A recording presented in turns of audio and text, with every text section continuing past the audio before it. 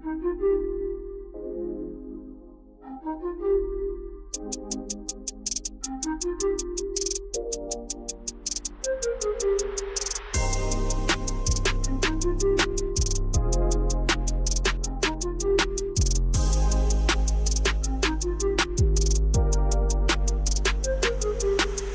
right, kids, we were going to have a little Joe Fish a dish, but my meeting got canceled, and so here we are, your bonus hour. These will last all summer on 105.1 The Fan, 1080 AM. You get this on 105.1thefan.com, odyssey.com.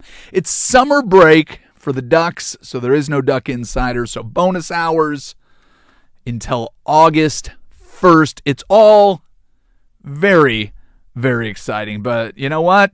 Casey, today I woke up ready for a fight.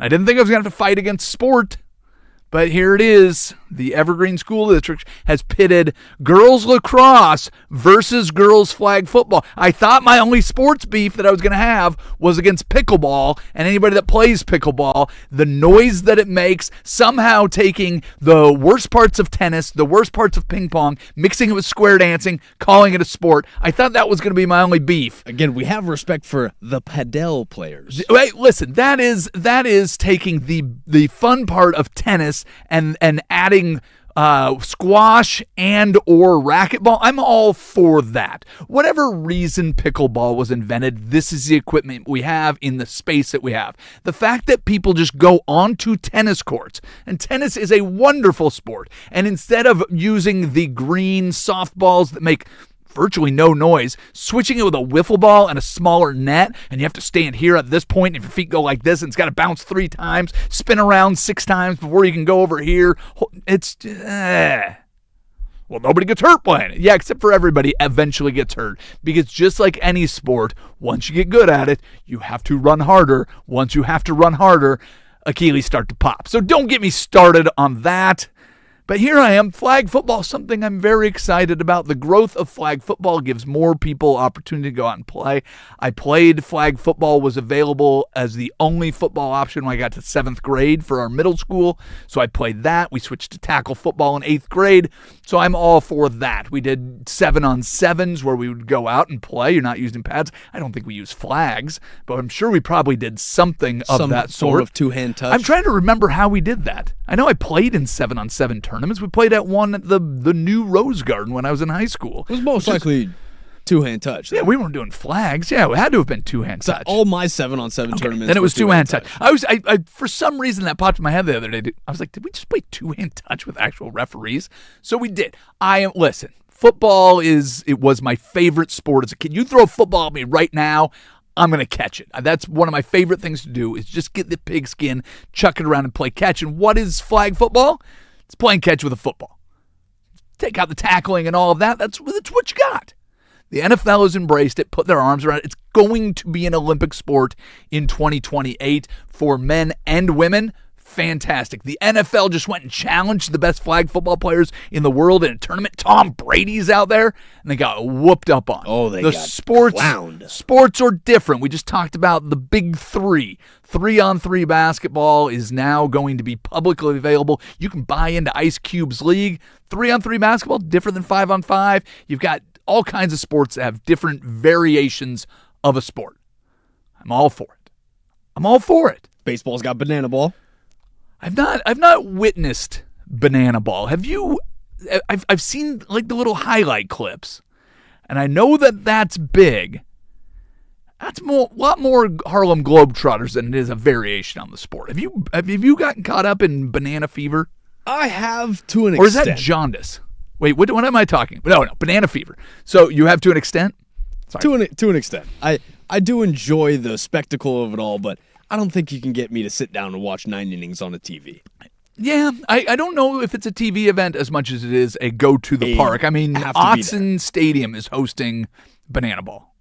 You get 60,000 people in there. I'm sure that it is the best of the in-arena entertainment plus whatever you have on the field, plus special guests, plus. So I get all of that. I've taken my kids to the Harlem Globetrotters, and they loved it. They thought it was fantastic. And I'll tell you, the Harlem Globetrotters not what they once were when you get about 5,000 people in Moda Center. Doesn't quite have the same energy, but the performers go out there and they do what they do. It's entertaining. I can see that appeal. I could feel like you were rooting for the Generals. 100% I was rooting for the Generals. Of course you were. How would I not root for the Generals? No, it was, my introduction to the Harlem Globetrotters was Scooby-Doo. I don't know if you know this, but there was Scooby-Doo episodes where they had crossovers where the Harlem Globetrotters were on Scooby-Doo. Cartoons. Yes. I do remember this. Yeah, so that was the lackluster era of Scooby-Doo. They were running out of ideas. I think that was where they merged, where the popularity, where everybody was grasping at straws. I'm guessing that was them jumping the shark. After 5 different Halloween specials, yes, that was their jump the shark. Now what they do, well, Scooby-Doo is still rocking the Halloween specials. You still get those, and I watch them, and I'm like, this animation is, different when they're running in different places. I can't have that. I need the exact same Shaggy running, regardless of what he's doing. You can put an overlay on it. I just need the sound. I can close my eyes and know exactly how he's running. You don't. When you upgrade it, like if the Looney Tunes, they tried to do that. They're like, the new Looney Tunes. And I'm like, just make them old and weird. I don't know if you probably haven't seen this because you don't have kids. There is a new version of Mickey Mouse. So Mickey Mouse has gone through a lot of evolutions. The only one to successfully do it, but a lot of them went really bad. So you went to like the Mickey Mouse Clubhouse. Awful. Unwatchable. Makes me want to rip my eyes out of my head. Well, it's meant for 5-year-olds. I had 5-year-olds, so I had a rule when my kids were young. I did love me some Mystery Mouse Clubhouse. Okay. So we had a rule that you were not allowed to As a watch. Teenager. Is that when you discovered weed? Pretty much. Okay, perfect. Okay, that makes sense. That checks out. So the rule was you're not allowed to watch things that make me want to hurt myself in any way. So Mickey Mouse Clubhouse, very much off limits when I was in the house. And then if they were, in the other room or whatever, I'd let them watch whatever they wanted. The one that I did find that I like is I think it's The Adventures of Mickey Mouse or The Adventures of Mickey and Minnie or whatever it is. Those ones somehow found the nostalgia balance where it is like combination of Mickey Mouse and Ren and Stimpy, and they are fantastic. So if anything, for animation, go old school. Sorry, we've gotten off track. The Evergreen School District is bringing in that's flag football. This. They're bringing in flag football. I don't want to fight with flag football. I don't want to be against it. In order to bring in flag football, which requires a few dirty rags and a football, they're going to get rid of high school lacrosse. My girls play 3rd and 4th grade lacrosse. They would very much like to play high school lacrosse. They'd actually they want to go and play for the Oregon Ducks, one of the local lacrosse programs. Lacrosse has been played for hundreds of years in this country. It is a Native American sport. So I got up this morning, and the first thing that I did was I helped my daughter write her little speech. She has volunteered to speak in front of the Evergreen School Board this afternoon. There will be a meeting today at 5:30. So if you're in the Vancouver area, if your kids are in the Vancouver School District, if you'd like to either support lacrosse, hell, if you'd like to shoot it down, bring it on. I'm ready for a fight. I woke up ready for a fight. I'm not afraid of you. So if you want to come out and support, I'm very proud of my daughter. She said she will practice all day, so we'll see how it goes. But we wrote her a little thing. She's like, oh, can you change this and do this? And, that's not really my voice. I'm like, holy cow, why are you so much smarter than I am? So she's already better than me at 9. We've got that today. So I am all for the more sports that we can get. Here's the challenge. You're getting rid of lacrosse and flag football. You would assume that they're fighting for field space. Washington plays flag football in the winter. They play lacrosse in the spring. So they do not conflict with one another. Yep. Huh? Yep. So they don't play in the same season. They're not doing anything to get rid of their gymnastics program, their year-round dance program. They're not doing anything to get rid of bowling. They're not getting underwater basket weave, all of the things that they've got. Cash rules everything around me.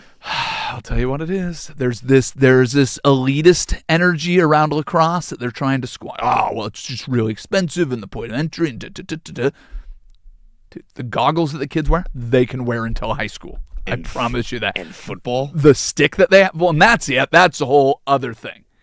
The amount of money that it costs to run a football program and the amount of kids on the roster for a football program, and there is a district lacrosse team. So it's kids from all schools playing on a team. Most of the games are played up in the Puget Sound area. So you're going up there. Yes, there's a fair amount of travel. I can understand. It's the same thing for flag football. It will end up being the exact same thing. So you've got all these football programs that are playing all around. I can't imagine what the equipment cost is. Girls lacrosse does not wear helmets, does not wear full pads. They use a stick. They wear goggles. They buy their own mouth guard. It is not. And cleats. Should not be this difficult. So that is the fight that we've got today. So if anybody wants to support or figure out how to support, just go to the Evergreen School Board. You can send a text in here. I'll get you any information. If you do not care about this fight at all, thank you for indulging me. I appreciate that. And if you are for pickleball, how dare you? That is an awful sport. Nobody needs a good fight. Nobody needs any part of that. That one I am settled on. We played it in middle school. I've been acquainted with pickleball forever. Every time I see it as the fastest growing sport. I would much rather us have badminton programs. That's in the Olympics. Think of all of the different racket sports that are out there that are getting overshadowed by this abomination of wiffle. Just because retired old men can play it without tearing their entire Grab your meniscuses. partner, do-si-do, hit the waffle ball to and fro. Wiffle ball to and fro. You have to stand here and your foot goes there and it goes here. It's like, it's exhausting. I'm all for flag football, not at the expense of lacrosse. I'm all for lacrosse, not at the expense of flag football. So let's make that happen. Hey, oof. What did I say yesterday? Somebody listened. We'll tell you what that is next. It is Happy Hour on 105.1 The Fan. The new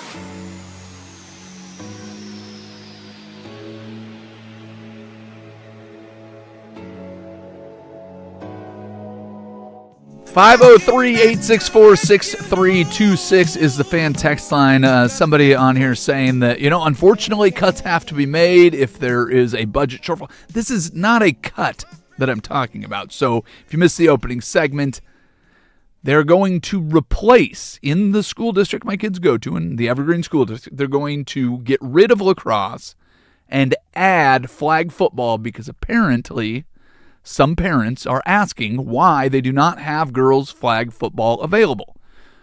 If you want to add it, add it. There's an established program that has been there for 15 years for lacrosse. There are plenty of people playing. There are kids playing at the lower level. There was kids playing pre-K and kindergarten, first, second, third, fourth, all the way through high school. And again, like you said, in Clark County. They're not in the same season. They do not have the same season. There is not a conflict there. I understand if you want to go and add something. One of the fastest growing sports in this country and is getting the support of the National Football League is flag football, especially on the girls' side. I am all for it. There is almost 70,000 participants in flag football in high school in this country. That's great. There's almost 500 scholarships that will be available in the next decade. That's great. Lacrosse is an established sport that has thousands of scholarships available to young girls and women that want to go on to play college lacrosse for programs that have had it for a century or more. It is one of the few Native American sports played in this country. There's the argument. Written in the voice of a 9-year-old earlier this morning so she can shout it at the board. She's going to do good. I think she's going to do really well. She practiced in it a little bit this morning. She brought it to school with her so she could practice. She's like, I'll get choice time, and I'm going to read it. It's going to be great.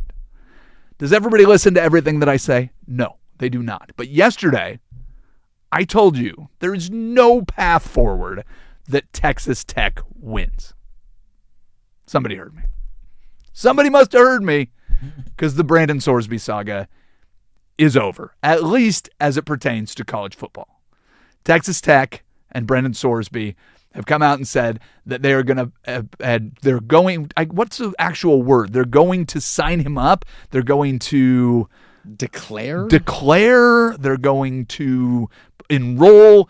They're going to be in the supplemental draft in the NFL, which basically means from a Texas Tech standpoint, Brandon Sorsby is no longer a student athlete. Apparently he gets to keep the $5 million that they gave him to come out and play quarterback, which congratulations to Texas Tech for having more money than they could possibly need or use to make a great football team. You guys better win soon because holy cow, if you're spending billions of dollars and you end up like, what's his name from Oklahoma State? Ooh, T. Boone Pickens, was that the guy that spent all that money and got beat by 70 yesterday or last year to Oregon? Whew, terrible. Anyways. You're spending a bunch of money on football. I get that. Congratulations. You've done right by the kid. He gets to keep a ton of money. They'll move on and figure out who their next quarterback is. But as far as Brennan Sorsby, the next thing he will do is enter the supplemental draft in the NFL.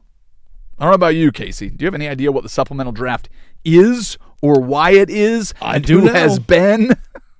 I know of 3 players. Who are your 3 players that you know? Okay, first of all, give me your short version of how the NFL supplemental draft works. Guys who are deemed ineligible by the NCAA have the ability to go and still continue their football careers by going to the supplemental draft.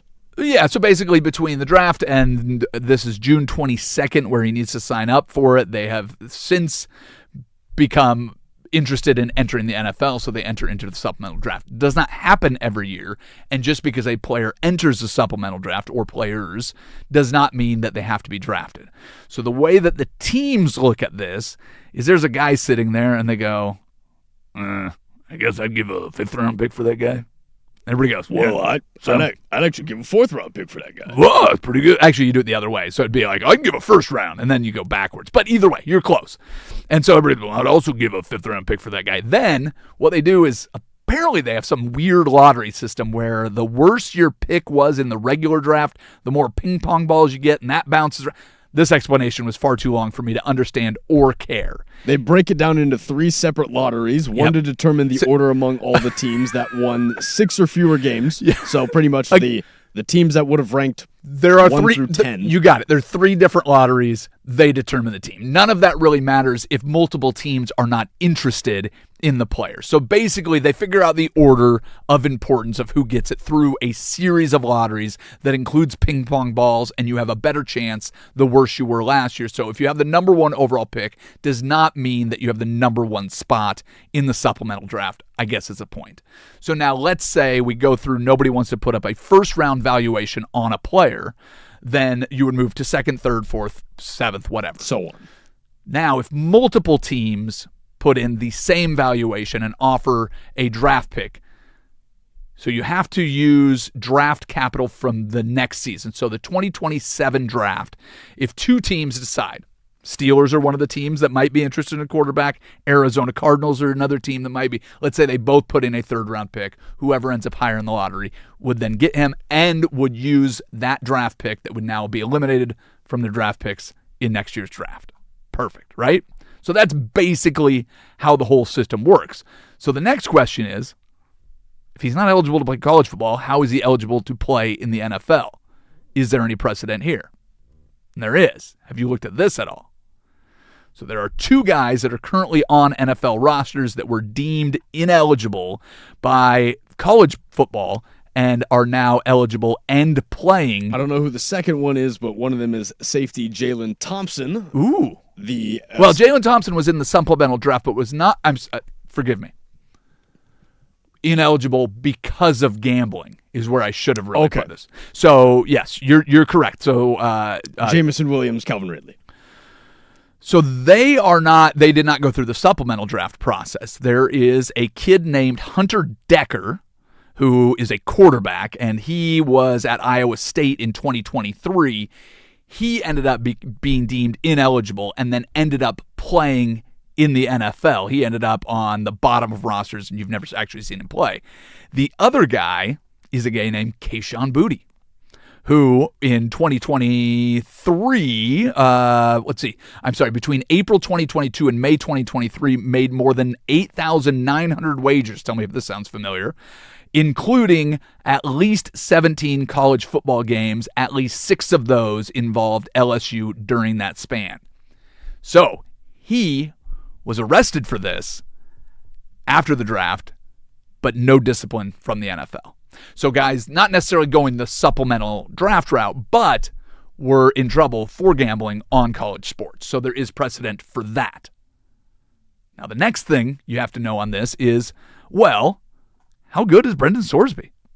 Where would Brendan Sorsby have fallen in the draft if he were in the 2026 draft? A lot of draft analysts that have been talked to by people much smarter than me and better connected than me say that he would most likely have been in the Ty Simpson range. He wouldn't have been number 1 overall, but he may have been your 2nd or 3rd quarterback and had a high, or I should say late 1st round valuation. If he comes out next year's a much better quarterback class, so he'd probably not be in the same ballpark as Arch Manning, probably behind Dante Moore, but maybe Trinidad Chambliss as well. But not farther behind that. So this is a guy that has 1st round talent. Depending on what he had done this year at Texas Tech, and obviously he was getting paid a lot of money to go to Tech, that is probably the reason he didn't go to the NFL draft. You look at it and go, okay, well, somebody's probably going to put in a bid for at least 2nd round, possibly even a 1st round draft pick. Especially just the value of quarterbacks. For sure. In general. So, next question is, when was the last time a 1st round pick was used in the supplemental draft? And turns out you have to go back quite a ways. So if you go all the way back to 1992, there was a guy that played for Duke. His name was Dave Brown. And Dave Brown was a quarterback, ended up being picked up in the supplemental draft by the New York Giants. And he was actually a starter after Phil Simms. I mean, I don't remember the name. They didn't make any real big noise or do anything that was too great, but he did have a 9-7 season. He won 11 games in the next couple of seasons, then got injured, and they moved on from him in favor of Danny Kanell. But he played the better part of 3 seasons, it sounds like, with the New York Giants. So it's happened before. He seems to have the valuation. There are guys playing right now that have had similar run-ins with gambling in college, have not been disciplined by the NFL. The supplemental draft has been used fairly recently, but isn't used all the time. And man, what's the last question is how many teams really could use a quarterback with first-round talent? Where do you start? Geno Smith, the long-term answer for the New York Jets? Nope. You think we have the quarterback of the future on the roster for the Pittsburgh Steelers?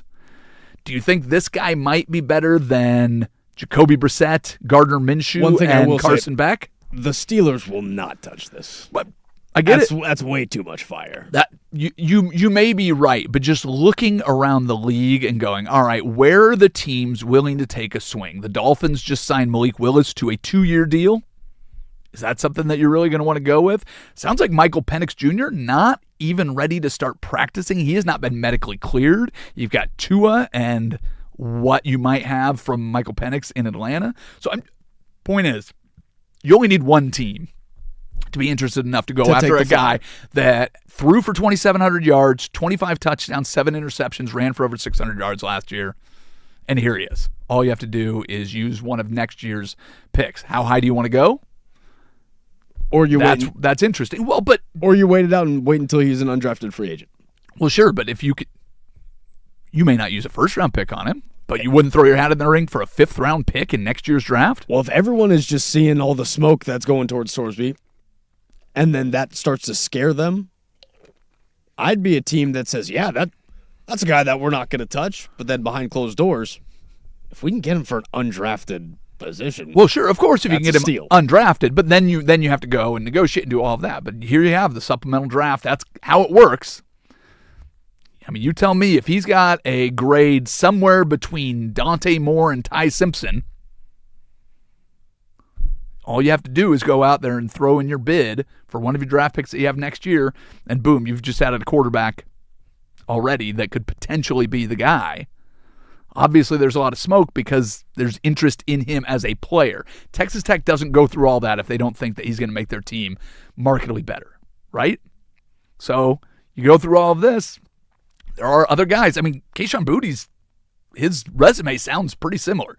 Bet on his own team, bet on college football, made over 8,900 bets, and was arrested for gambling underage. Louisiana State Police found no evidence that Boutte bet against himself or compromised his on-field performance. That is something that you cannot say for Brendan. Brendan Sorsby bet on Indiana when he did not play. He was a freshman and was not playing in those games.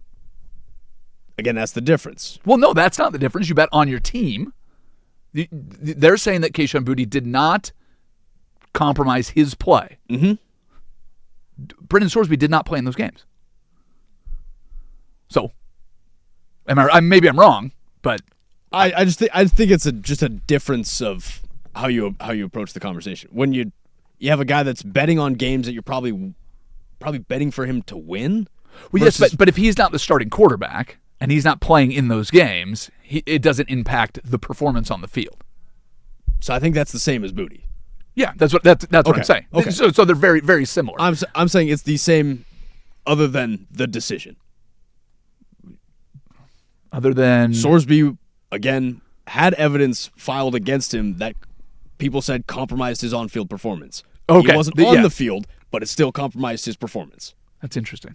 I'm curious how that works. But either way, there is some precedent for getting caught gambling on your own team, and then still playing in the NFL. With this again from ESPN, the NFL did not discipline Boutte on that. So how they look at this, we will see if the NFL's like, all right, come on in. They have brushed a lot of things under the rug where you go, it seems pretty egregious. Yet they're ready for Sunday. So we will see what happens with that. I've mentioned that I'm not always right. I have had a pet peeve in baseball for the longest time. And I don't know why it's always bothered me so much, but every time I hear a broadcaster say this certain phrase, it has driven me crazy. Now here's a guy. But because somebody did something so stupid yesterday, it had me dig deeper into it.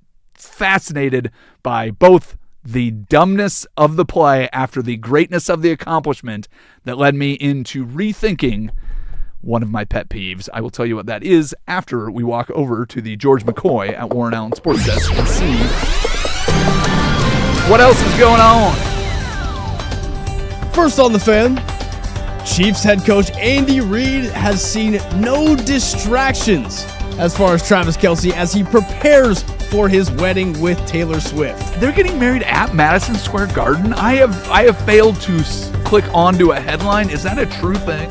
I guess so, yeah. Pop superstar Taylor Swift took in the sights of her reported wedding venue on Wednesday when she attended Game 4 of the NBA Finals at Madison Square Garden. So do people buy tickets for the wedding?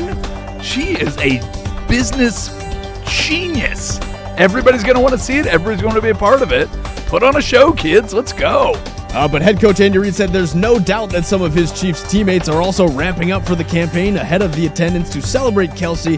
But will Reid? He said, well, I can't talk about it. And that's it.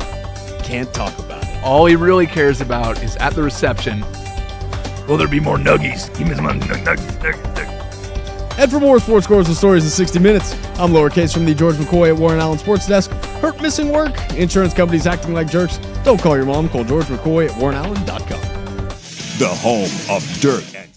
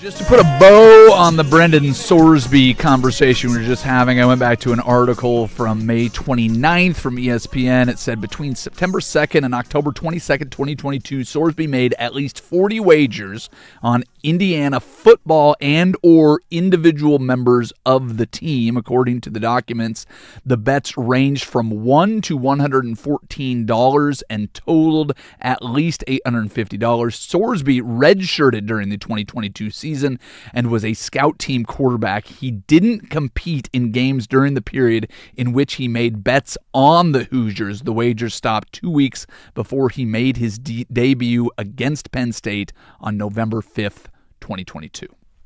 So that's where we leave that. You happened to catch your boy PCA yesterday and what his little day looked like? Little cycle. I apologize for not catching you. Real quick, can I just for everybody listening, I want to give Lowercase a tremendous amount of credit. If you've been listening to the show, you've probably heard him be a little cranky the last 2 days, maybe even a little bit last week.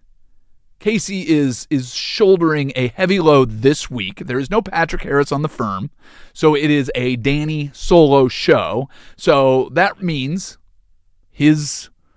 even if it's a rhetorical response, come from Lowercase. He needs somebody to respond to the things that he's saying. It is incredibly difficult to talk for an hour, a couple hours, 3 hours straight with nobody to bounce anything off of. So that means that everything is kind of directed to Casey Smith. That means that he will need to just acknowledge some of the things that Danny's are saying at sometimes, and other times there's going to be a full conversation that needs to be had. Now, normally between the firm and happy hour, you get Duck Insider. That requires no effort other than making sure it runs in your normal week. Well, starting last week and all of this week, there is no break between the firm. It goes right into happy hour, which means and listen, we have not formatted this first hour because we don't do it year round. So that means I need a little bit more help from Casey. At some point yesterday, I don't think I gave you enough credit for how difficult your day was. And you got really, really cranky pants. I did get a little cranky. Plus, you have to remember that Casey is just a little kid and he still needs his nap time. Usually takes it during the America's World Cup games. And, of course, Duck Insider. But he has not been able to do that this week. So thank you for all the effort that you have put in. And then as I ask you a question, you try to get in a little snack because also these two shows go over lunchtime. So, again, I apologize for asking you a question that needed even just a nod. Would have been fine if we weren't on the radio, and it's almost exclusively an audio medium. So sorry, I did not see you taking a bite of food. Again, YouTube got me loud and clear, but oh yeah, no. Well, and the other thing is I've got my reflection basically sits exactly where you are. So I can only see you so well. I'm half blind You're anyways. staring in your own eyes most of the day. Wow. Listen, everybody that knows me well enough, if you see my reflection, I turn into an entirely different person. You lean just the right way, and I get a look at who I am. That's one of my issues. Anyways, thank you for all the work that you've put in. This week, we've got one more day where you're double dipping as co-host / producer for 2 straight shows, so I'll try to give you some grace. Nice little cycle yesterday for PCA, but did you see what he did? Did you see what your mother's favorite player did right after getting the cycle in reverse order, which does not happen very often? So he went home run, triple, double, single. Did you see what he did immediately following his single? Then got hosed at first base on a pickoff. Like immediate. He's getting the ovation. He is the camera angle hasn't fully switched off of him yet. They're still in the zoom on him. It is so good. It is hilarious. Those are my favorite pickoffs, but also my least favorite because the camera never captures it, so you have to wait for the replay to watch to see if you really got him. That is very true. Yes, but either way, absolutely hilarious. So now what doesn't happen a ton of times, so I believe he is one of now only 6 players to ever get the reverse cycle. So again, that means you first hit is a home run, second hit is a triple, third hit is your double, and your fourth then becomes the single. So he did that yesterday. So there have been 351 cycles hit in Major League Baseball history, and there have only been now, I believe it's 6, it might have been the 7th, to ever do it in reverse order. There is a lot more that go the other way, where you end up having the last one. But how about this? There's been 5 that have not only ended with a home run, but a walk-off home run. That's when you're really feeling it. Now, here's where my apology comes in. Every time I'm watching a baseball game and somebody comes up to bat and they have a single, a double, and a home run, just a triple shy of the cycle. The hardest one to get. It is the hardest one to get. By far. But it's actually not. More cycles have been hit with the triple as the final hit than any other iteration of the cycle in the history of baseball. I would never have been able to guess that. Nor I, and that's why it has always bugged me. I'm like, oh yeah, all he needs to do is get a triple. That's the hardest one to get. And my brain immediately goes, listen, if he's already got the triple, now he's more likely to get the cycle, because all he has to do, especially if all he needs is a single, that seems like it would be the easiest. It's not. 31.3% of all cycles end with the triple. 24% end with doubles, 24.5, 24.2 end with a home run, and only 20% of cycles end with a single. The hardest one to get. The triple. It's convincing. And the hardest one, the least likely, is the single. Now, you have to get a triple at some point, so the odds are that you will get it in one of those 4 spots. At some point, you would think it would be increasingly more, but the majority of the triples end up going to that final hit that you get. Why that is, I could not tell you. But I've got the whole graph. So this is the wonderful thing about baseball. If you don't love baseball, totally get it. But the fun thing about baseball is you can go and somebody has pulled all the numbers on this. And there's the baseball almanac that I am looking. The first hit... Is it the one from 86 so we can bet on next year's? I wish it were. That is a very good pull. Thank you very much. I told you yesterday how much I hate movie references. That one I'm okay with. The most likely first hit. So I've got the whole chart here. The most likely first hit to start a cycle, home run, 27%. Single is second, 26%. The double is 24%. The triple, 22%. So not only, you would think like you get a triple, now it's going to be easy. Home runs are more common, doubles are more common, singles way more common. No, it is actually the least likely way to start a cycle is with a triple. Second, it's tied with single. So for your second hit, 23% for a single, 23% for a triple, 27% of the second hits are doubles, and only 25% are home runs. So it switches there. Third hit, 30% of those are singles, only 22% are triples, 24 and 23% for the double and the home run respectively. So the best statistical order would be to hit your double first? Statistically, your home run first, then your double second, your single third, and your triple last. That's crazy. I mean, of all the time I've ever watched baseball, and all the times I sit there and I'm like, oh, just only a triple away. I've got to reverse it. I was dead wrong on that. I would have never guessed. Wow. It has completely blown my mind. Here's the other thing. If you get the cycle and you finish it with a single, stand on first base while you take your ovation. Don't walk 6 feet off of it. Don't and get your lead picked off immediately. Make sure the mitt is laced up already. I don't want you patching it on while you're taking your lead. He's getting his flash, doing his parade wave halfway down the first baseline. Gets picked off before the ovation even stops. It is so funny. I guarantee you half the people in that building didn't know what just happened. The Cubs ended up beating the Rockies with a 5-4 walk-off. So it all's well that ends well. The 13th triple in Cubs history, the 351st home run or cycle in Major League Baseball history. That almost scared me for a second. The 6th reverse cycle to ever go home run, triple, double, single. And there you have it. The triple, the most common way to finish the cycle. Also, if you're taking your ovation there, stand on third base while you do it. All right, what do we have next here? I got so deep into that one. We got a couple little NFL things. We'll jump around.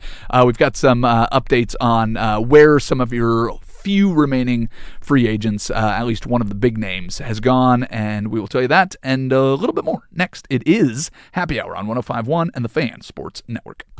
The Fan Golf.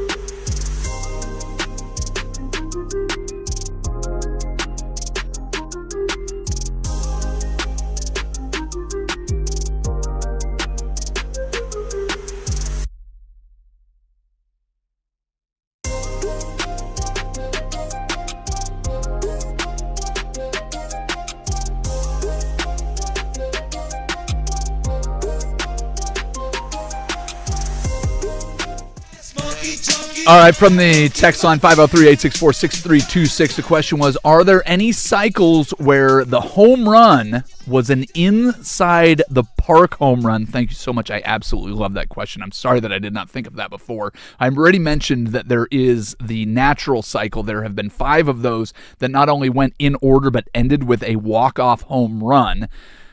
There is one of the 14 natural cycles that was an inside the park home run. It is the only one in the history of baseball. It is a player named Leon Clubberson of the Boston Red Sox in 1943, July 3rd, went out there before America's birthday and got what they call the hustler cycle.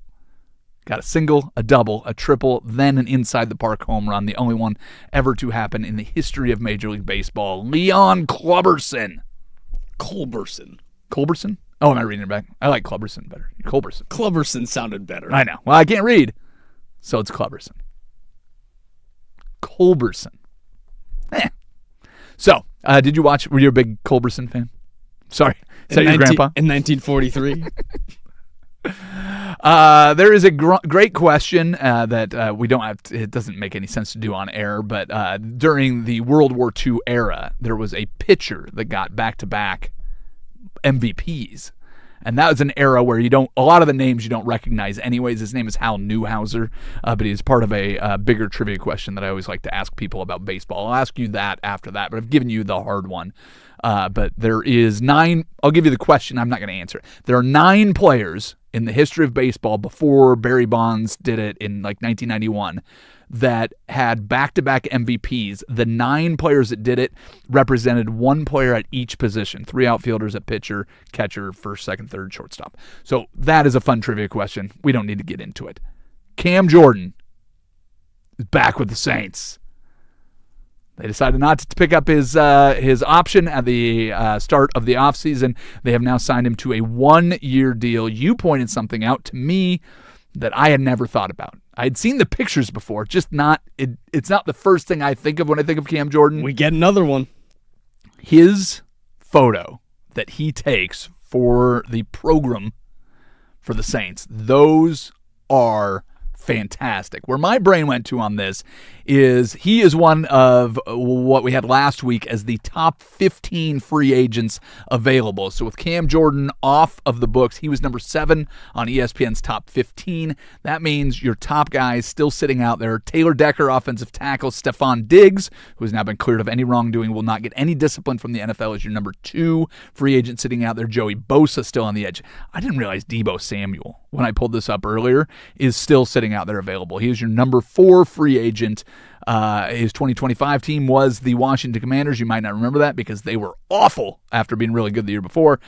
Cam Robinson, offensive tackle. Kevin Zeitler is out there. Cam Jordan, gone.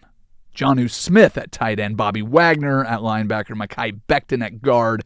Trayvon Diggs at cornerback. Jadeveon Clowney on the edge. Jonah Williams, offensive tackle. Hassan Reddick on the edge. And Donovan Wilson at safety. Those are your top 14 now remaining with Cam Jordan off the board. Anybody you interested in there? Deebo Samuel if he's cheap. Right? I think anybody would want Deebo. It's interesting what he might be waiting out for, what the reason. It could be the medical red flags. Fair enough. I mean, he's a guy that certainly takes his punishment, but yeah, I couldn't tell you the reasons, all that, but I'll tell you, if you see a headline that says your team got Deebo Samuel, I think you're pretty excited. I'm going to be very happy. I think you're pretty excited. Plus, one of these, I mean, there's still, 3 more edge rushers in that with Clowney and Bosa, Reddick, so there's plenty of guys that can go and try to kill a quarterback, and I think those are always and do you guys think those that you guys, can add. You think those guys are going to be teams close to a playoff push? Pick up those guys towards, or do you think they get signed before the season? I think they may be waiting for a team that is in contention to call them. That's what I'm thinking. So I think it's mutual, right? They're waiting for that team. That team is waiting to see how cheap they can get them, right? You want you want youth because you need to be good moving forward. But yeah, if you can slap on a guy that's been to a dozen or half a dozen Pro Bowls, or just put a him on few your Super edge. Bowls in Hassan Reddick. Well, and you don't need to be the number 1 edge rusher, and you could be part of the depth package that you put in on the end of a late game drive where, hey, how about this guy whose legs are fresh still and can just go pin his ears back and go try and murder a quarterback. Joey Bosa's interesting to me, Yeah, just for that position. Would the Steelers just pay a guy who does that exact position? Yeah, well, again, I think 4 years, $100 million. you look at, depending on the age of these players, you're either waiting for money or you're waiting for legacy. And Legacy is one of those teams that you would consider a Super Bowl favorite. Hey, time to get into the normal shenanigans of our happy hour. We will do that next. You are listening to the bonus hour, the final little bit of it, right here on 105.1 The Fan.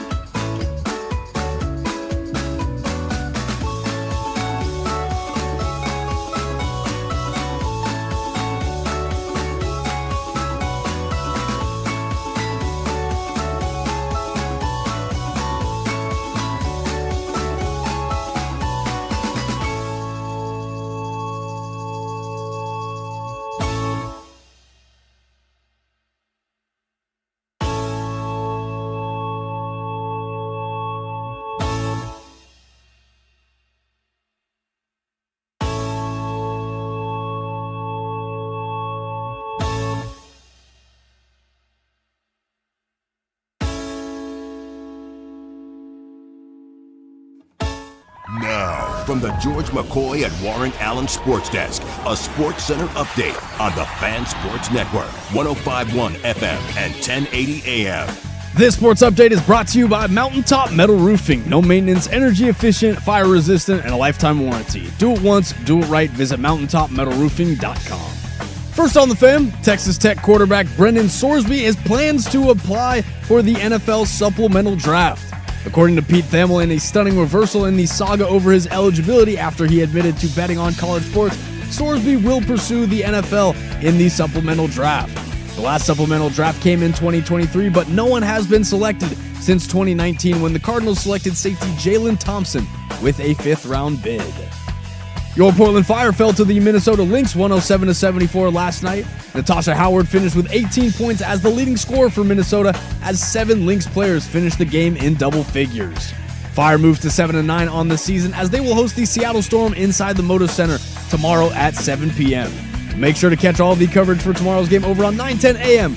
when pregame tips off at 6:45. Finally, some World Cup updates for you as we had 4 draws across the group stage yesterday. If you missed it, Spain and Cape Verde had a 0-0 draw. Belgium and Egypt drew 1-1. Saudi Arabia and Uruguay wrapped up their match with a 1-1 draw. And Iran and New Zealand drew 2-2. We have 4 more World Cup group stages matches for you today, as France will take on Senegal today at noon. Iraq and Norway will kick off at 3 p.m. Argentina-Algeria will kick off at 6 p.m. And wrapping up tonight's slate of World Cup matches will be Austria taking on Jordan for a 9 p.m. kickoff. And for more sports scores and stories in 30 minutes, I'm Casey Smith from the George McCoy at Warren Allen Sports Desk. Hurt, missing work? Insurance companies acting like jerks? Don't call your mom. Call George McCoy at WarrenAllen.com. The home of the Fan Happy Hour.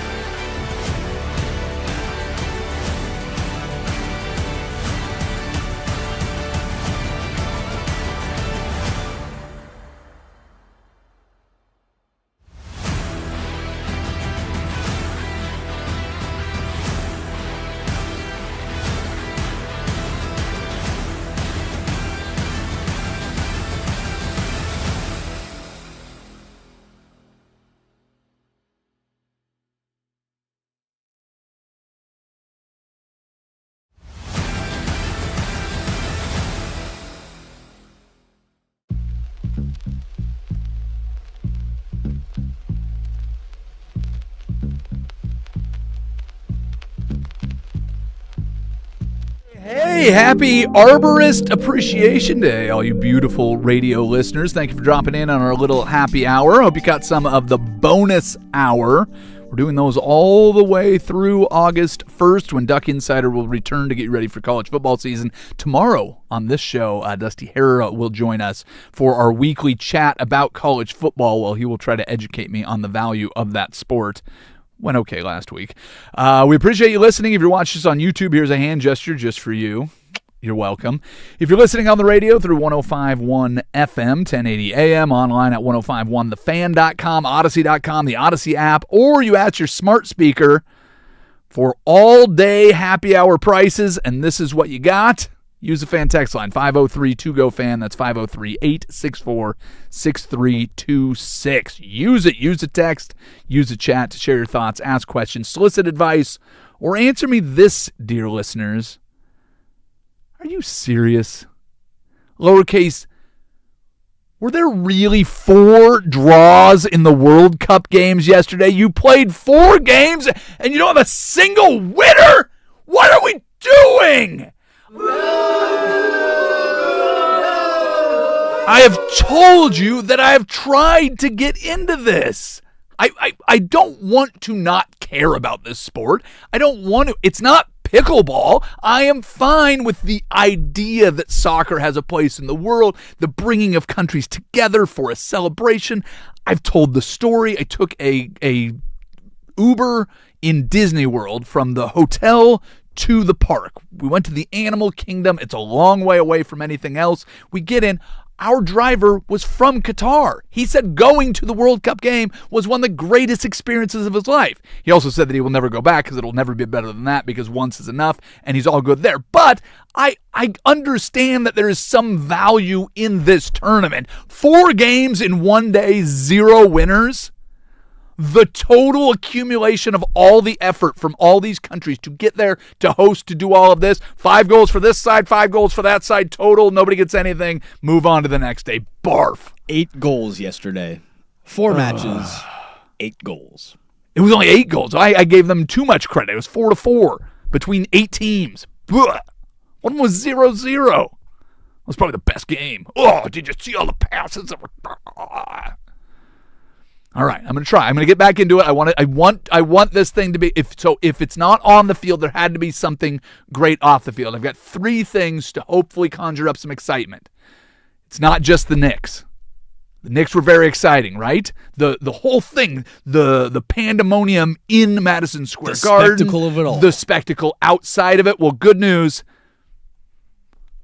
World Cup fans are fighting in New York City, too. There was at least 3 fights in Times Square between Algeria and Argentina going into physical brawls. So the good news is soccer fans living up to the expectation. So there's something that you can get excited about. Nothing better than the look of those powder blue large stripes on the Argentina jersey while a fat guy's wearing it trying to punch a guy from Algeria. I mean, it just making those vertical stripes look horizontal. Oh, it's a great look. Just a guy pushing $3 bills out there just swinging haymakers in the middle of Times Square. So there's something you can get excited about. The other thing that I've heard a lot of talk about, and now, as you know, I have not tried very hard to sit down and watch the entirety of any of these games. To be quite honest, I'll give it a passing glance because they're on the TVs here in the building. I kind of give it a passing glance, and that's about all I can do. But apparently, Fox has come up with the ingenious idea of adding hydration breaks. Care to guess how much money they're making on these 30-second hydration breaks? Is it in the hundreds of mils? No. Well. For a 30-second ad in each of these early round hydration breaks. So I don't know how long they last.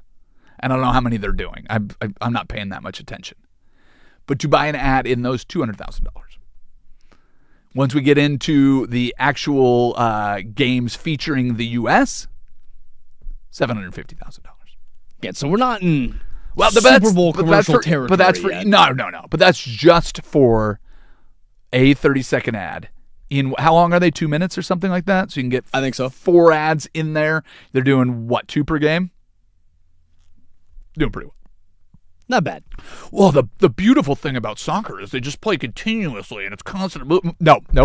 Not in America. Nope, we got to make some money on this. You know how much money Fox spent on this stupid thing? Make you do timeouts. Congratulations, America.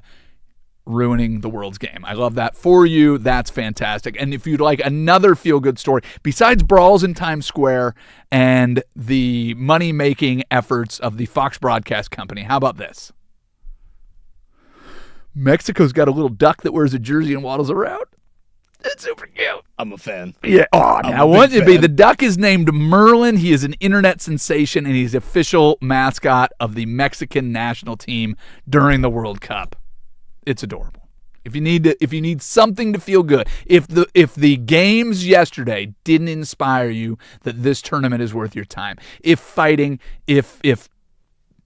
selling ads into a game that normally doesn't have breaks doesn't do it, go and look at the duck. Maybe it'll get you through another day of group play.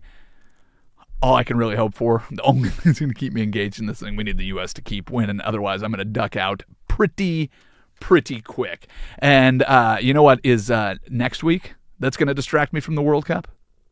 First, you got the NBA draft. Second, 12th annual Fan Golf Classic presented by Toyota at Langdon Farms Golf Club. Now, if you're listening to this, you're like, how do I get in on that? It's sold out. Next year. We'd love to see you. It's the most fun tournament that you will have. Want to thank all of our sponsors for that. Victoricos is back bringing pre-round burritos, Matt's Barbecue with post-round barbecue. The host of the infamous Sixth Hole is Angels Envy Bourbon, where all the hosts are going to be hanging out. The Fan Golf Classic is presented by Toyota. Also brought to you by Vulcan Design and Construction, Henderson & Daughter Windows and Doors, George McCoy at Warren Allen Attorneys at Law, Battery Exchange, Mastro Dobel Tequila, Laurel Horse Market, Steakhouse and Butcher Shop, Philbrook Law, 1-800-DIVORCE, Roto-Rooter, Alegal Mezcal, Pub Beer, Cheap Fun, Apex Golf, and Window Nation. We're looking forward to seeing you all out there on Tuesday, the 23rd of June. It will be a blast. Speaking of a blast, you ready for some In Case You Missed It? Let's do it. Let's do it. In case you missed it, John Tortorella will not return as the head coach for the Vegas Golden Knights next season, despite taking over in March and leading them to Game 6 of the Stanley Cup Final. He's out. I gotta say, so far, Torts is following the rules I have for a Vegas trip perfectly. Play until you lose, then move on. Don't fall in love with a stripper. Now all he needs to do is get a preemptive penicillin shot and head home. It's perfect. Good job. Never want to outstay your welcome in Vegas. Very smart move by that guy. It's only going to end to heartache and sadness. In case you missed it, ESPN is getting roasted for a social media post that suggested Hurricanes captain Jordan Staal hadn't won a Stanley Cup in 20 years, completely forgetting that he won with Pittsburgh in 2009. But to be fair to the worldwide leader in sports, does does the Stanley Cup even even officially exist if it wasn't broadcast in the ESPN cinematic universe? I mean, come on. That's... If a player lifts a Stanley Cup and it airs on the Versus network, did it really happen? I mean, come on. 2009, it was on Versus. No offense to the other champions on Versus, like drift racing, bull riding, and waiting for that deer to go past this underbrush so I can get a clear shot of this 10-point. It's not exactly the pinnacle of sports in this country. In case you missed it, Brooks Koepka is playing in the U.S. Open this week despite numbness and weakness in his hand, which is ironic because numbness and weakness is usually what forces athletes to quit a real sport and take up golf. Am I right? Koepka is highly motivated to play Shinnecock Hills this week. He won the 2018 U.S. Open there, and the course stole his high school girlfriend, so he really wants revenge. So hopefully he can... I don't know if you've seen videos of practice rounds at Shinnecock, but they are showing some absolutely howling winds with gusts expected to top 30 miles an hour Thursday's opening round. The footage is pretty intense. Of course, nowhere near as intense of the video footage you get when you accidentally misspell Shinnecock in your Google search. But close. Oh, there we go. Gotta throw people off. Couple bad jokes intentionally just to set up the ones we like. In case you missed it, Google has honored Jalen Brunson's historic NBA Finals performance by adding a "Did you mean Captain Clutch Brunson" Easter egg to all name searches for Jalen Brunson. Meanwhile, after he stormed off the court without shaking hands with the Knicks, searches for Victor Wembanyama now ask, "Did you mean Victor Wemben baby?" And immediately send the browser to Pampers checkout page. It's perfect.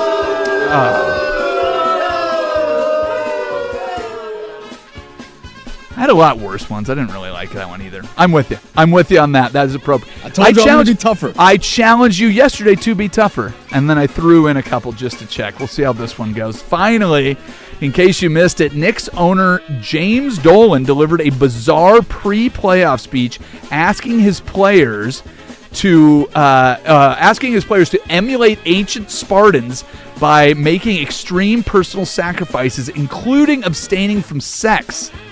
So it's pretty fitting that they won Game 5 and the championship while wearing blue shorts. Am I right, Zach? Come on. It's funny that James Dolan asked his players to practice abstinence. Usually just looking at James Dolan makes people go celibate. So that's kind of a... No? Did you know that his terrible blues band, JD and the Straight Shots, is actually the most requested music at middle school dances? Chaperones blasted over the gym speakers because science has proven that outside of peak era Nickelback, absolutely nothing counteracts preteen hormone spikes faster than JD and the Straight Shot. It's perfect. If you've never heard the music, look for it in the puberty warfare section of your local Sam Goody music store. It will be somewhere between Creed and Weird Al. It's great. It's great. And I know what you're thinking. Don't the parents and teachers have to listen to that music too? Yes, but it's a lot cheaper and easier to clean up than a fire hose. So there you have it, ladies and gentlemen. Oh, so stupid. So stupid. Thanks to our studio audience. At 2:30, we're going to play the fun game we call Play-by-Play Back. Casey has selected only USDA choice cuts of play-by-play that we can discuss, see what it means, not just for what happened, but for the future. Of course, right now, we need to get to updates on the injuries with the Seattle Mariners. What's going on with your Portland Cascade? And an earthquake off the coast of Oregon. Oh, no! All of that in the Daily Buzz. We do it next on 105.1 The Fan. The Fan is live.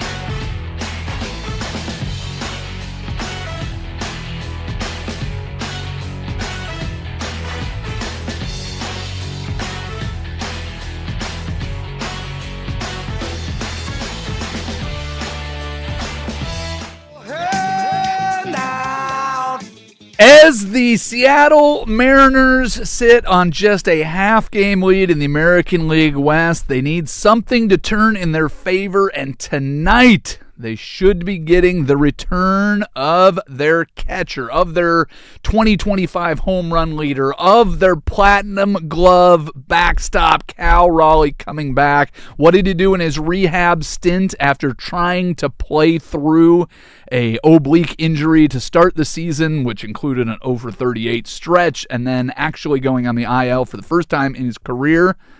Well, he played 5 games in the minors, 1 game in Everett, and a few games in Tacoma. Well, he hit .412 with 5 home runs and slugged for 1.294. Not a big deal unless you're down for that sort of thing. So coming back with a big bat is great, but Mariners right now are second in the American League in their run differential with +20, so they're doing okay there. I think the more important reason to have him back is to get this pitching staff under control. They've been up and down all year. Again, a platinum glove catcher behind the dish is going to make a huge difference when you're trying to figure out not just a 5-man rotation, but the 6-man rotation, piggybacking whatever it is they're doing, trying to calm down your closer, your mix of who you've got left healthy in the bullpen. Having Cal Raleigh back is going to be great. Now, the catchers, while he was gone, were good.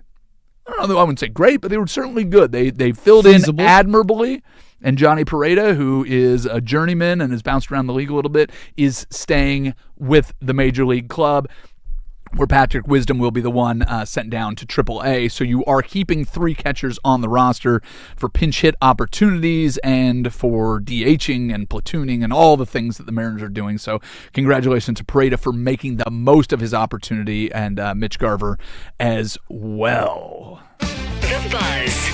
Well, our Portland Cascade have just swept the Utah Talons. Take that, softball team from Utah. I don't know if this is a battle for who deserves a baseball team more, but hey, if our softball team is out there sweeping this Rocky Mountain softball team and you're Major League Baseball, it makes no sense whatsoever to move a pro baseball team up near the Salt Lake. You got to move them here. The Portland Cascade expansion team in the AUSL now off to a 4-2 start. And no, I've not watched any of it, but congratulations to our gals who are coming back for the first homestand since the team has come into existence. So if you want to go out and watch some pro softball, I'm sure there's probably a website somewhere that you can go and find. The Buzz. All right. I don't know if you got this at the Cubs game. We talked about the comedy of errors that we saw with PCA and his cycle. Hits a cycle, gets to first base, wanders off the base to take in the shower of ovations, immediately gets thrown out at first base by the pitcher on a pickoff move. Hilarious. Here's some good things that the Cubs did. Their pitcher, Shota Imanaga. Am I getting that right? Nailed it. Yes. Shota was out there on the mound. Apparently, Cubs do a little season ticket holder cash prize if the umpire's ball stays on the dirt. The pitcher had no idea what was going on, but a fan engagement opportunity. He comes out there, sees the ball rolling off the mound, catches it right before it hits the grass. Congratulations, $1,000 to a season ticket holder who got that. So he's your good luck charm. I have not checked to see who his interpreter is and if he has any connections to Shohei Ohtani, but congratulations on the win. I know that you're looking. I'm not really checking to see if he had Shohei Ohtani's old interpreter. That was a joke that he liked to gamble. No? I'm just checking. Did we miss it? Watch it be the same. I think that guy's in prison. Yeah, he is. Yeah, okay. Edwin Stanberry is Okay. the name of the interpreter. Okay, yeah, I think Shohei Ohtani's guy is not doing great. Well, I called for this. I've got everything. Every time I say something, it feels like somebody is listening, whether it's the universe or Serena Williams herself. What did I say she needed to do after the injury in her last outing for her partner? Call Venus. Call the sister.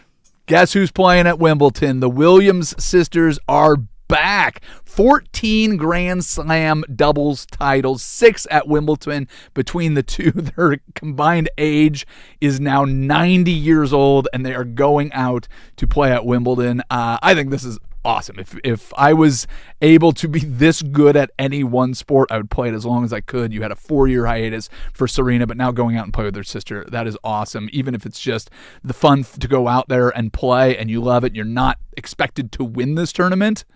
What a story for all these young girls who grew up watching the Williams sisters dominate tennis for the fans. This is fantastic. Get out there and do your thing. The Buzz. 3.8 earthquake. That a big deal for you?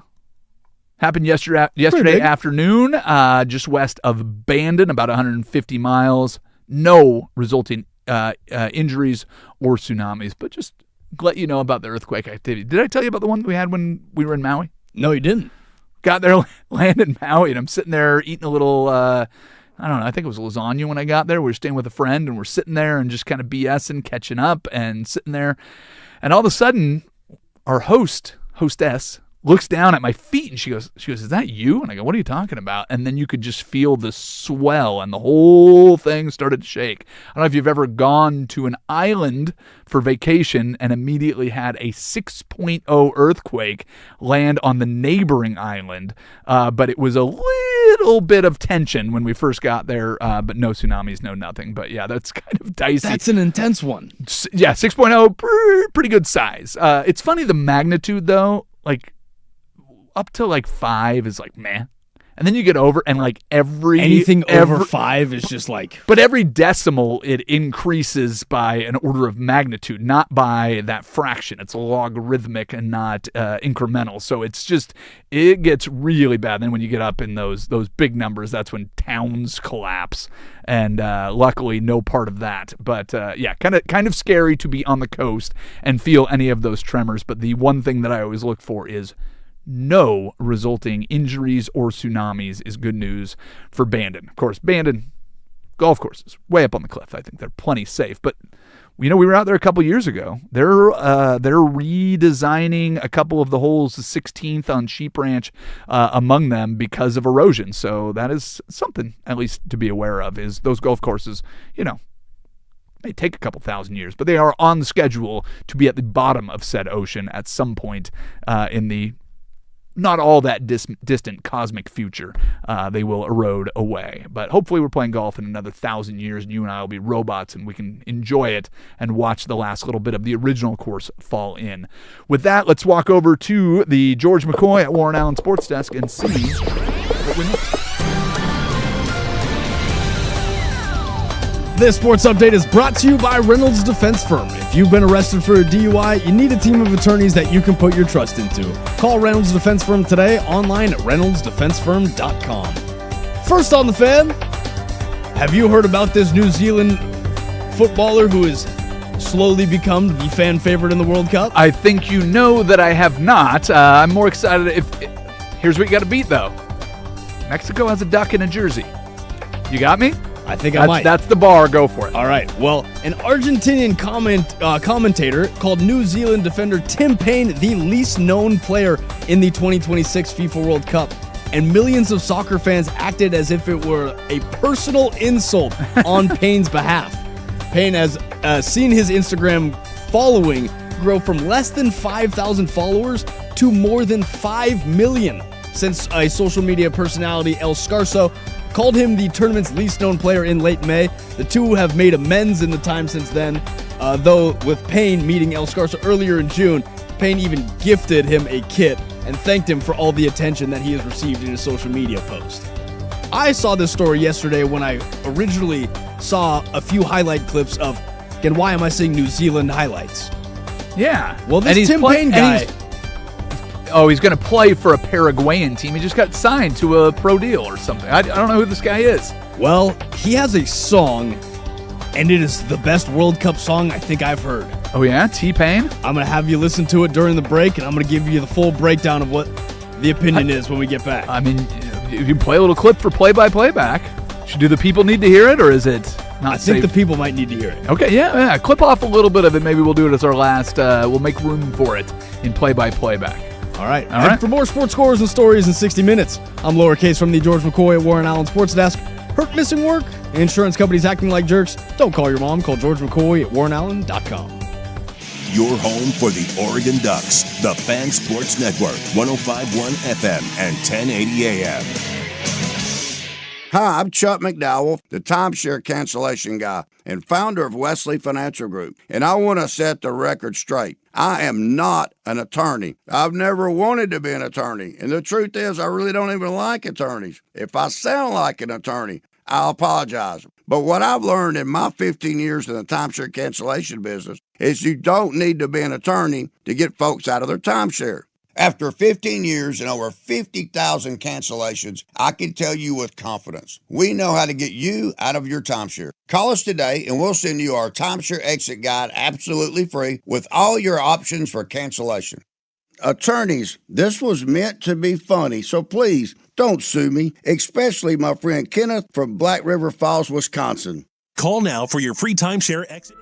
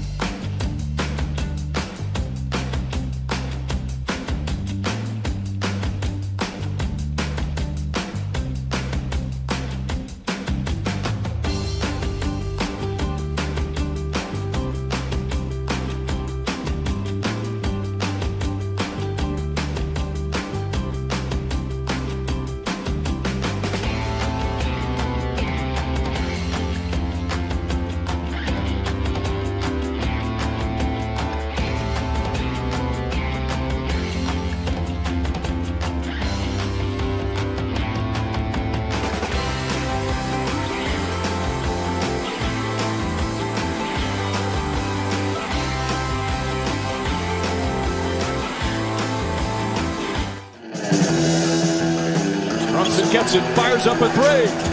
Shot no good. The chip, it's gone! It's gone! It's gone! With 1.2 remaining. Knicks take the lead. OG Anunoby, and it's 107-106. That clip was from, well, the OG Anunoby tip-in Game 4, was it? Yes, that was in Game 4 when they were down by 29 points early in the third quarter. Yeah, insane. And, well, after a few days, I know that we've had enough time to let this Knicks fevers settle in and all that. That's going to be the biggest takeaway from this finals. Ooh, I don't know. Jalen Brunson's 45 in Game 5 to settle the whole score. That was a very ugly game on both sides. One guy just decided, hey, we're not going any further. I want this thing to be over. His name was Jalen Brunson, and he took over. The OG play was fantastic. But that was a game that could have gone either way down the stretch, and the difference between 2-2 and 3-1 is huge.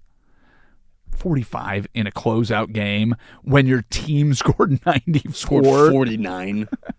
What was that? This team scored 49. 49. Yeah. The total was Without 94. Jalen Yeah, Brunson. so he at one point in the fourth quarter, he had half of the team's points, and they were able to do it. And the fact that Victor Wembanyama kept going out on the perimeter to try to stop Jalen Brunson and could not. Remember that OG Anunoby tip was all started because Brunson had so much respect of the Defensive Player of the Year, the unanimous Defensive Player of the Year, that your 7'4" phenom rebounding god was at the three-point line because Brunson took that Defending shot your that 6-foot guard. opened the lane, so OG, who inbounded it, could get up there and do it. It's an amazing shot, an amazing comeback, one of the all-time games. But I think Brunson is the story, and he's also got that demeanor that he's going to go out, and he's already started doing the talk show circuit and was on Fallon last night and doing all of this, where people are going to fall in love with this guy. He's got just such a calm presence about him where he's like, yeah, that was supposed to happen. I think he's one of the most likable champions we've had in a while. The least surprised by Jalen Brunson's performance, Jalen Brunson. And they're going to clinch it appropriately with a total team effort and a shutout. The Carolina Hurricanes have won the Stanley Cup for the second time. Well, Tom Dundon and his Carolina Hurricanes are Stanley Cup champions. Are they the Hurricanes or the Hurricane? I think they're the Hurricanes. Ooh, now I gotta check. Ooh. I gotta check on that. I think they're a single weather phenomenon, not multiple. Oh, they are a multiple weather phenomenon. Okay. They're All right. they're the Hurricanes. You're right. Okay, All right. All right. Scared me there. Yeah, I wouldn't. But how much of the breakdown, I guess, from this Stanley Cup final have you seen, and how much, I guess, is overplayed, underplayed? Do you think we need more Stanley Cup final hype? No. I mean, it's a difficult sport for people to get into when you haven't seen it live. I think that if you were going to rank the sports, I've often said this, my favorite one to play is basketball. It's easy. You can just pick up a ball, you can shoot around by yourself, and just the feel when you can hit a shot and just hear that sound of the net swishing is a great feeling. You don't need a lot of people to enjoy shooting around with a basketball. One-on-one, horse, whatever you're going. Basketball is the easiest to play, and it's the most fun. And my nephews are now just getting to the age where they're starting to get that hyperactive play where they don't really have the ability to stop, pause, find a good pass. They just are go, go, go, go. So me and my brother play against them. We're all stop. They're all go. Ton of fun. My favorite radio sport, baseball. Sitting and listening to the play-by-play call of baseball is fantastic. You need a good nap? Right there for you. TV, and I will even go back to NFL films. That is your best sport on TV. It can No be question. a cinematic, a theatric performance. There are theaters around the city and the country that put the Super Bowl on the big screen, and nobody does a better job with the presentation on the screen than football. But man, if you can go watch one professional sport live, the size, the speed of the players, the speed of the puck, the physicality of it, looking away from the action and seeing what is going on, the NHL is as good or better than anything you will watch live. And that's why in hockey cities, you have this fervent energy for it, but outside of it, you kind of have it a little bit more muted because it's difficult.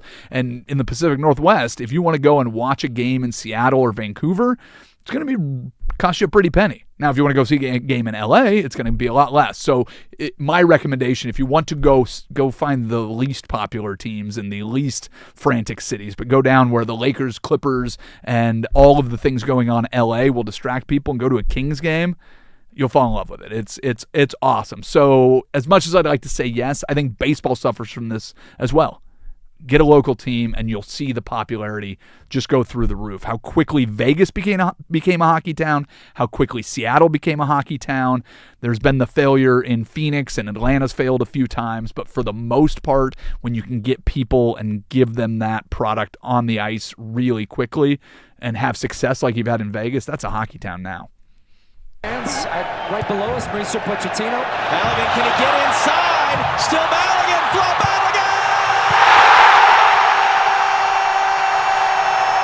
Those soccer pops always get you. Oh, yeah.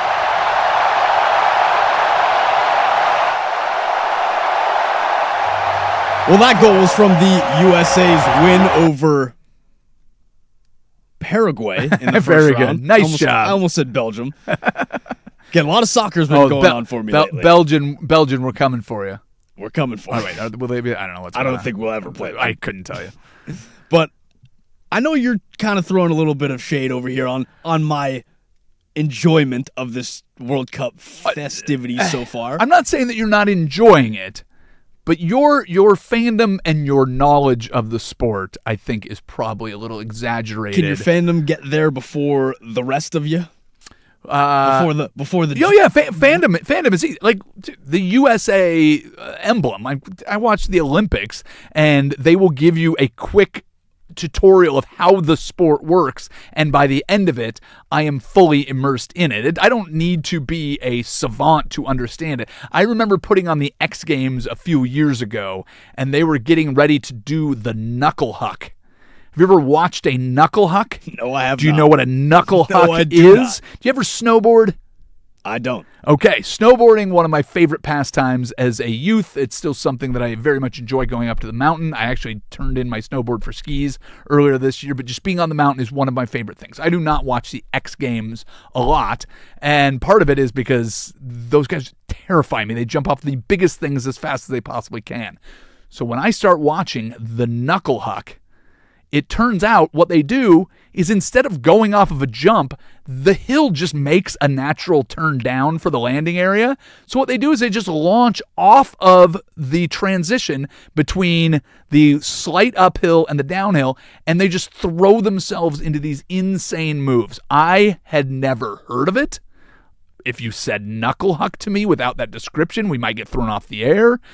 It was immediate love at first sight, and I became a fan very quickly. I still don't know how or why they do any of the things that they do in modern snowboarding, just the size and the amount of spins that they can do, but I was a fan of that immediately. I am a fan of the U.S. team.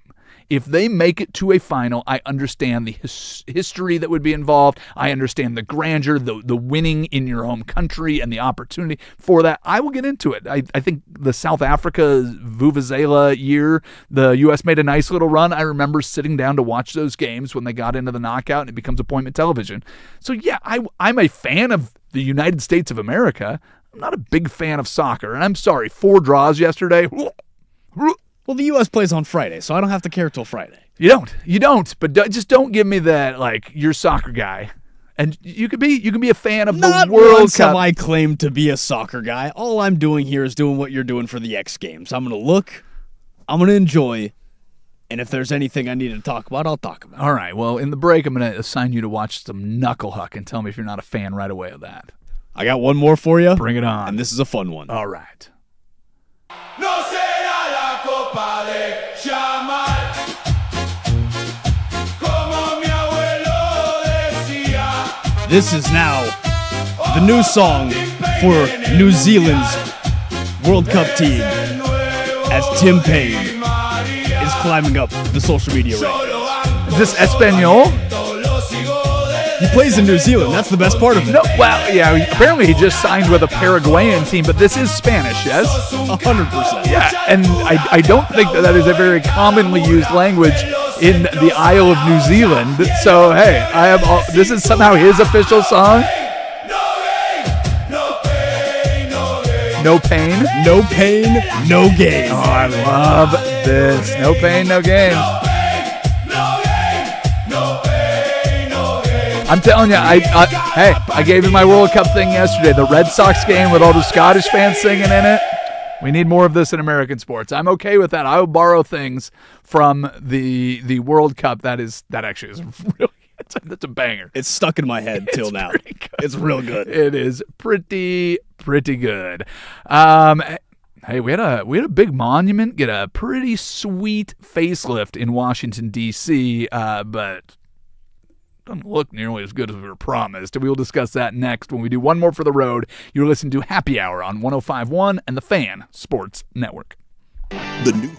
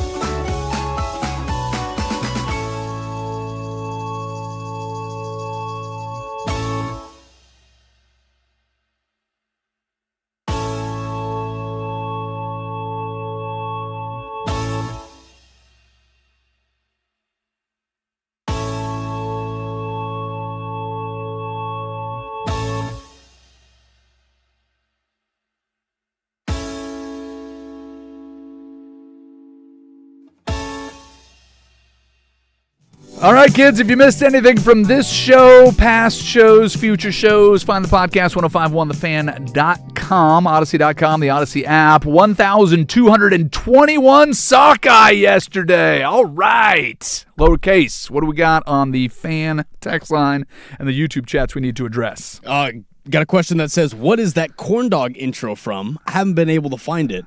And you told me during the break, I'm 0 for 2 on my guesses. You are 0 for 2 on your guesses. I gave you a homework assignment early on when you took over as the full-time producer of this, and I know that you haven't done it yet, because that clip is from a TV show called Gary and Mike. It was a stop-motion animated television show that aired around 2000, 2001.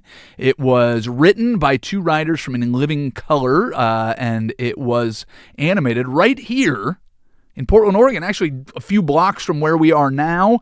It was animated by Will Vinton Studios. One of the animators for that television show was an 19-year-old punk kid named Luke Anderson.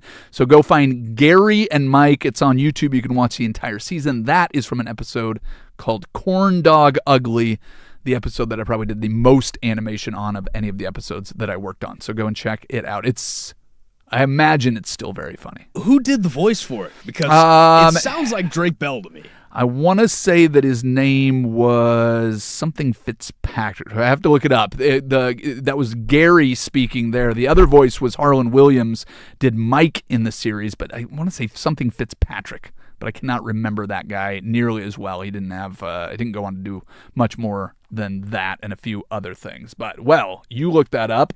I will go with...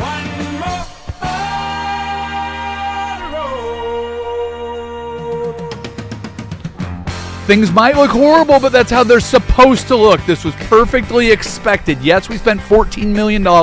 We repainted the reflecting pond at the Washington Memorial and the Lincoln Memorial in Washington, D.C., but all that green algae you're seeing was just in the pipes. It was already waiting. The nano bubbles will take care of it. If anything we know from being in the Pacific Northwest and paying attention to the career of Russell Wilson is you can trust the nano bubbles. Ladies and gentlemen, don't worry about the reflecting pond. This is what it's doing on purpose. Big thanks to Joe Fisher, who was going to fill in, ended up not having to, but thanks for being there, ready to go in case we needed you. Thank you, everybody that listened. Thank you, Lowercase. And, of course, thank you, Isaac Ropp. We're all done for now. Bye-bye.